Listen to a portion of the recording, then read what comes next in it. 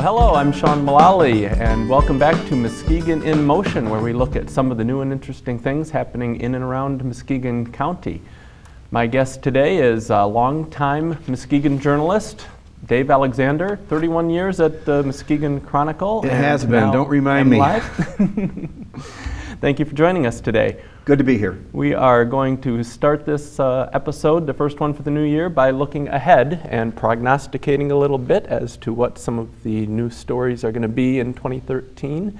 And Dave, you wrote recently an article on this topic and covered some of these issues that I thought was very interesting. We can talk about some of that stuff today. One thing that I would add to the list is a story that we're already seeing in the news and probably will for the remainder of the year, is the Muskegon County Jail. And that has been an issue for years now.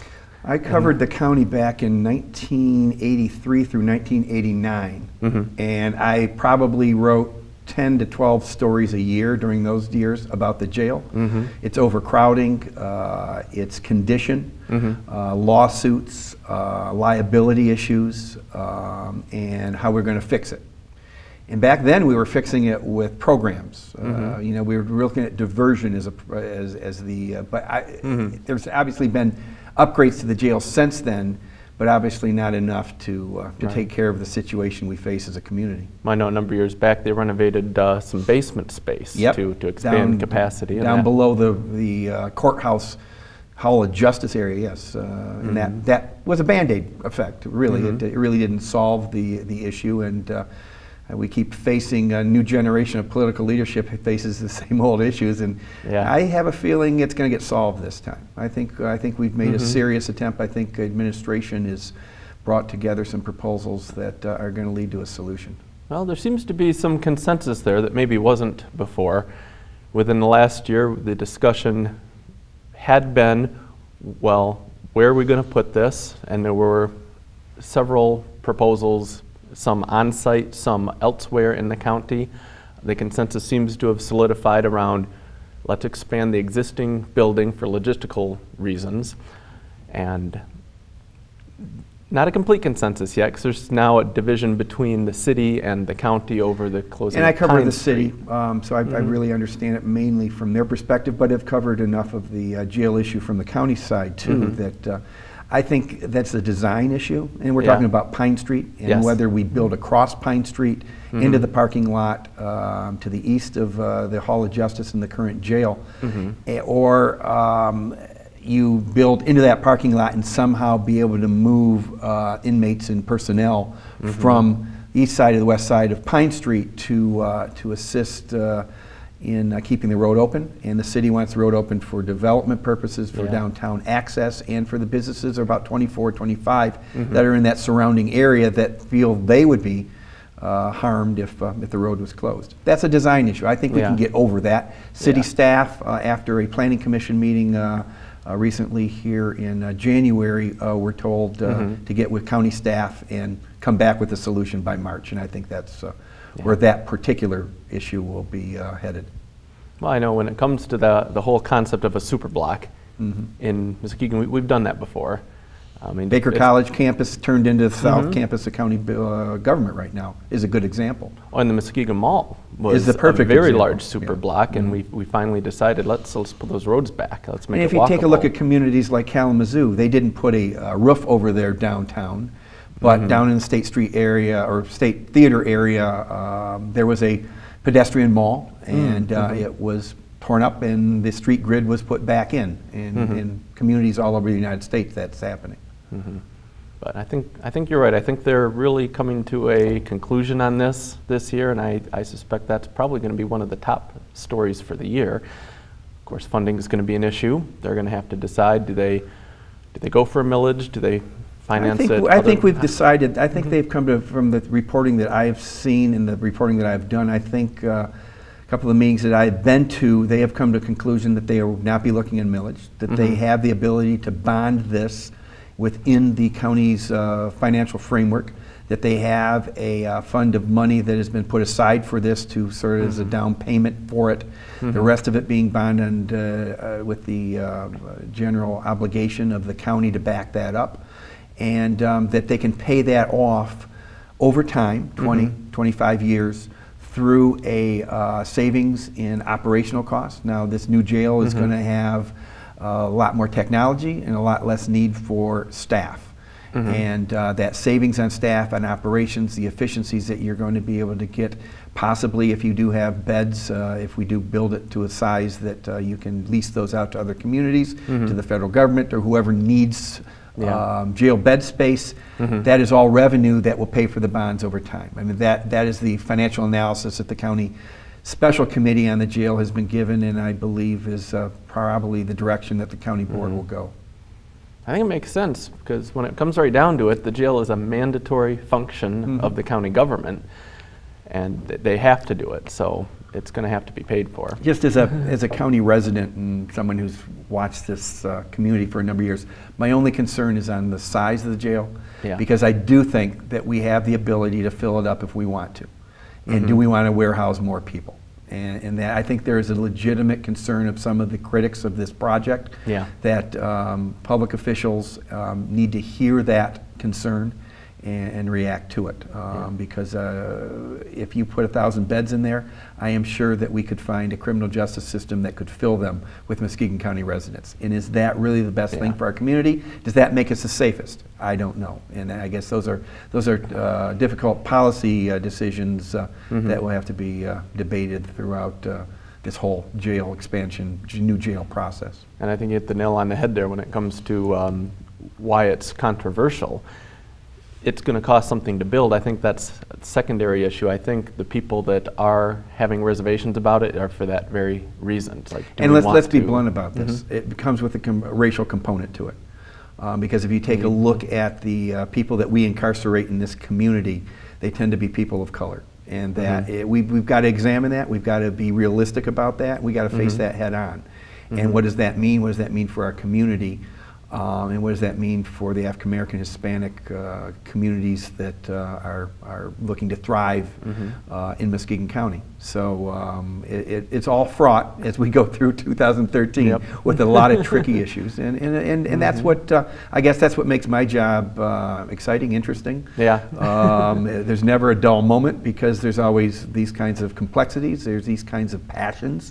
There are these kinds of real genuine caring about our community that come through in the debates that we have over these kind of public issues. Now, another big chunk of land in the city that has had a big cloud of controversy around it, of course, the former Sappy property.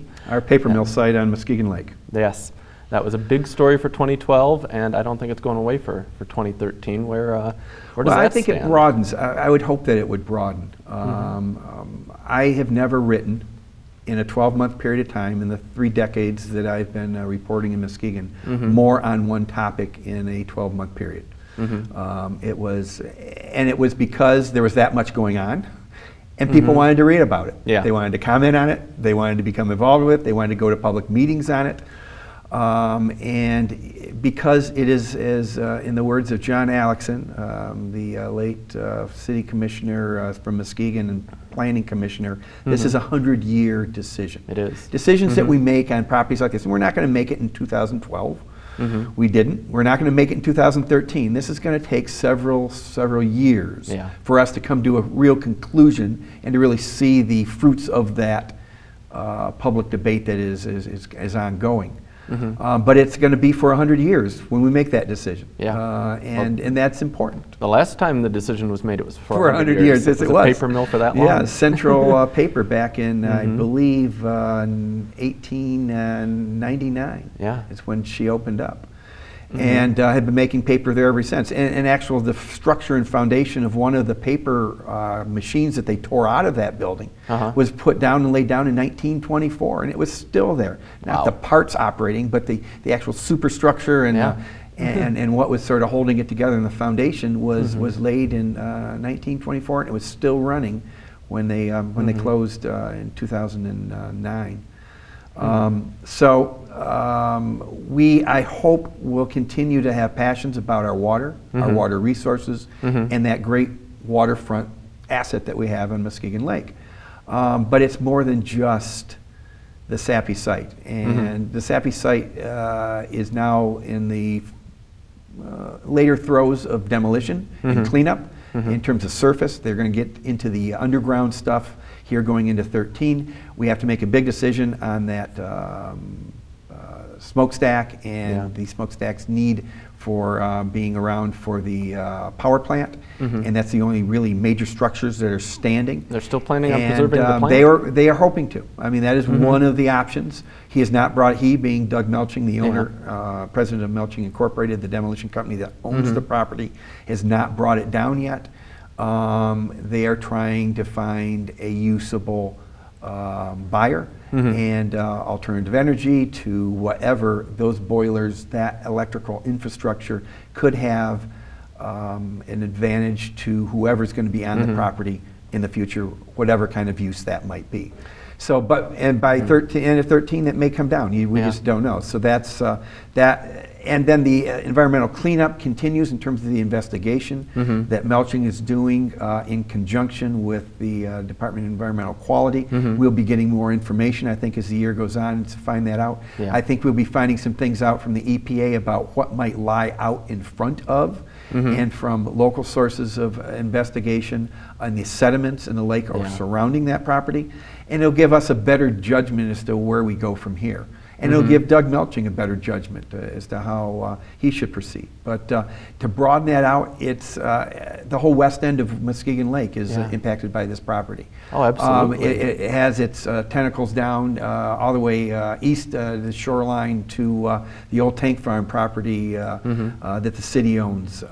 It goes into the heart of the downtown and properties surrounding Heritage Landing and the east end of the lake. The tank farm down there is an interesting analogy to the Sappy property. It's a road I'd rather see it not take, and that is sitting idle for many years.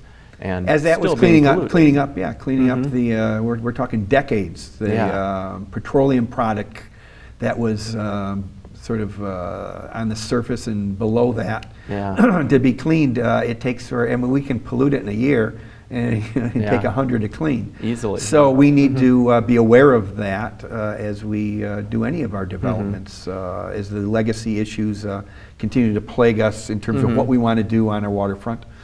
But we're making progress, property at a time, a stride at a time, and I think we are coming to a time in 2013 where we'll be doing the planning and we'll be doing the visioning and the branding, and I'm going to be doing some reporting at the beginning, I think, of February, that will take a look at the end of our project at MLive called A Water Runs Through Us. Oh, okay. And we'll be putting a capstone on that, and we'll be moving on to some other issues for 2013.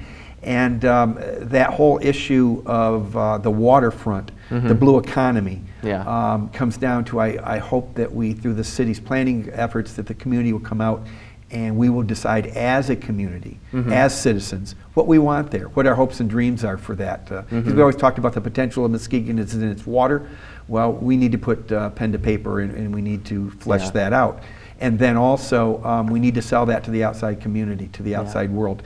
And that's where the branding comes in. And I think the city, the county, the chamber, and some other institutions in this town will be working with us, I hope, in concert with us as citizens, through 2013 to bring this sort of some conclusions as to where we want to go. And bringing the citizens in, you mentioned in your article, a decade ago we had the Imagine Muskegon project about the that was focused specifically on basically the former mall property. A similar venture for a broader area, bringing the community together, being an idea factory basically, I think would be great. And I think you never know where we're going to come up with in terms of ideas, and that's the beauty of having groupthink around a creative project like what do you want to do with the waterfront? Right. The elections will be another big story this coming year because we do have mayoral and a couple at-large commission seats in the city that are going to be up for election. We have a new mayor who is filling out the term of Warmington that left, and Steve Gowron, I believe, has announced intention to run again. Steve will be gives his intention to run for re-election. And a couple of others have thrown their hat into the race. Mainly Pastor Abiade, who has been very active in the last year prior to his announcement here early in January that he would be also on the ballot for mayor. And I've never seen in any race for city and maybe even any race as we take a look at county and state offices out of Muskegon, this kind of intensity this early. Yeah. Because Dr. Abiade had been in the throes of considering running and sort of setting up his conversation with the people that he needed to meet with and the institutions that he wanted to touch base with for about a year prior to this. So for nearly 2 years to be run for mayor, has been or will be actively campaigning, one would say. And we've never seen that kind of intensity early on. And it got Mayor Gowron to make a decision before the end of last year. It will, I think, bring out more interest because I don't think we're done in terms of number of candidates, both for the mayor and then we have not yet figured out, and they have not announced and probably are still deciding, Leah Markowski, who was appointed to Steve Gowron's spot, and then Sue Wieringo are the two at-large commissioners that are positions that are up. They have not made a decision and will not be probably making one until spring, which is a more traditional time in our community for those kinds of things because it'll be mid-May when the ballot will be set with the filing of the petitions. Unless perhaps their hand is forced by a challenger coming in early. That could hand force one way or the other. They may decide to run or not to run. Well, you just never know how that's going to work. I think it is going to be an interesting race because without a long-time incumbent for mayor and with plenty of time left before the filing deadline, I mean, we're already seeing a very diverse field. I mean, you've got a long-time resident. You've got someone that's relatively new to the community. You've got some racial diversity there. You've got with Demario Phillips, who's the third person who's shown interest. And he has decided not to, at this point in time, go forward. So we may see him in the future as it relates to the mayoral race in another cycle, or he may consider, before the filing deadline, looking at the commission seats. When I've spoken to him in the past, he's always seemed like a very motivated individual, and brings a different diversity in terms of age and of the candidate and generational. Absolutely, and what I mentioned earlier about the SAPI Citizens Initiative, I think there is possibly a potential that we might see something else on the ballot this year. As you know, Grand Rapids... You want to make a prediction for me? I am making a prediction because we saw that in last year, Grand Rapids, the city, passed a marijuana decriminalization measure as a citizens initiative.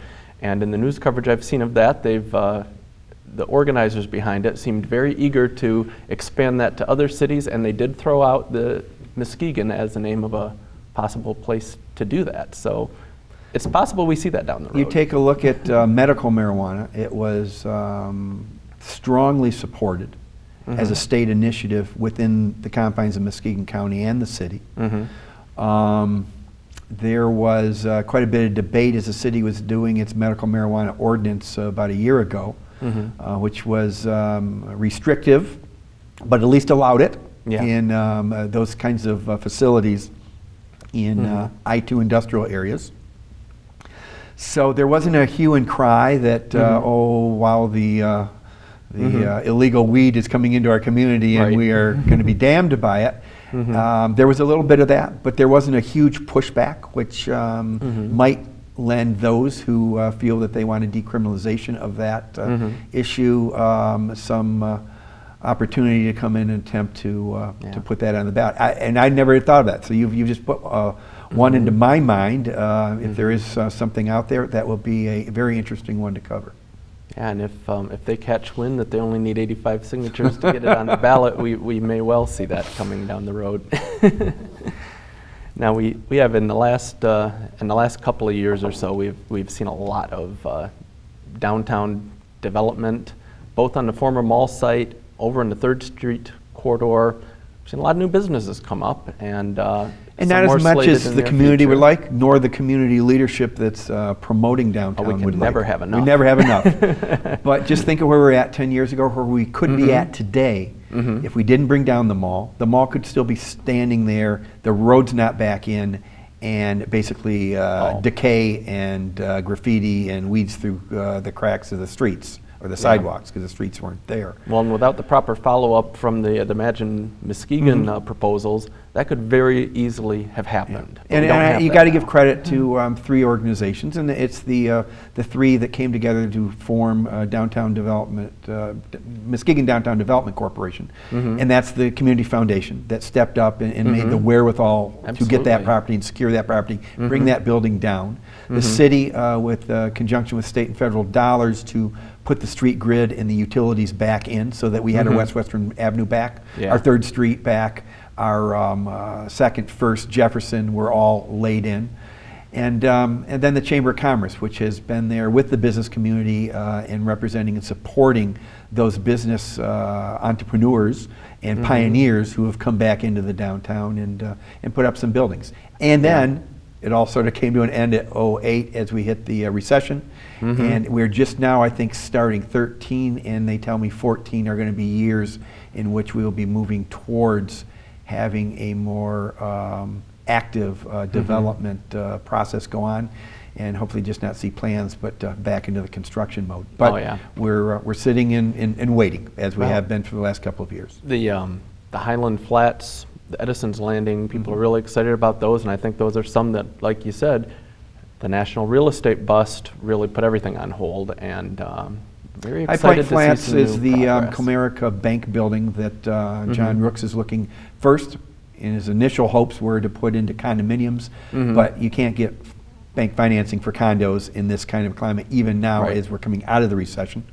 And Hard to the find buyers in a marketing recession, too. And the market is improving real estate wise, but he is looking at market rate apartments, and it's something that the city applauds, and he is putting the final throws on an economic development package, I believe, with the state of Michigan to assist him there.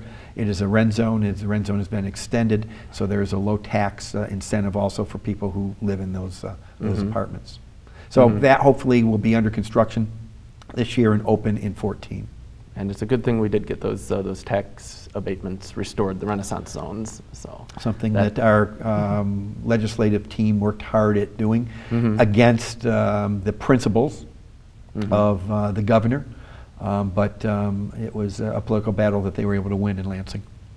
So are we going to see the farmers market move? I get to make a prediction. I think eventually it's going to happen.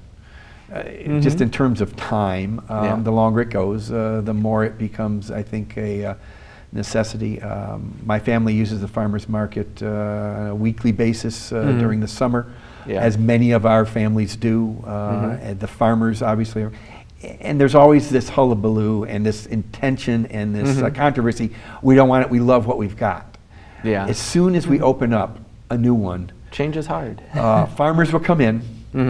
If the farmers are there, that's where the customers will be, and it will all be a good thing. Do we have the money to do it? There is a major plan. It's been floated around behind the scenes because the city does not want to have a big controversy laid on its doorstep if there isn't the reality that we have the property and that we have the financing to do it. But the quick shot that I got to take a look at the plans, they are eye-popping. And I fully anticipate having a full Now, is that throated debate and conversation and development stories concerning that as 13 plays out. is that targeted for the Morris Street lots? Morris Location-wise? Street lots, no. There is Okay. a separate market that is a private. This is That's the more of a Shoreline market. nonprofit. Yeah. Okay. Shoreline is a private development company Okay. of So the two Bob wouldn't Dykstra. Those conflict with each other I don't think they would geographically. conflict. They would be separate, and they would be for separate types of markets. The market is that we are talking about is the traditional farmers market that's on Yuba, down in that the city of Muskegon now runs. And the thought is to bring that into the heart of the downtown, into the old mall sites, one of the old mall sites, and to create a thriving, nearly year-round facility that will bring people and that traffic and that interest and hopefully other developers and other developments into the DMDC site. Oh, so that would set right on Western then? It would be somewhere in that. I do not know the location that they're looking at, but there's a couple of pieces of property obviously available, isn't there? We do have a newly restored street in that vicinity that's aptly named Market Street. It is. So Boy, it's amazing how some of those things work out. Well, we just have a couple minutes left. Okay. Any other predictions that we might have missed? We're sitting here taping this as the governor is preparing for his State of the State address. And I would just say that I think there will be some messages in that that will be very exciting, hopefully, and will challenge us here in Muskegon. One is worker training, and if we look at water at MLive for 12, we're going to be taking a look at education, worker training, and job development issues as they mix together for 13.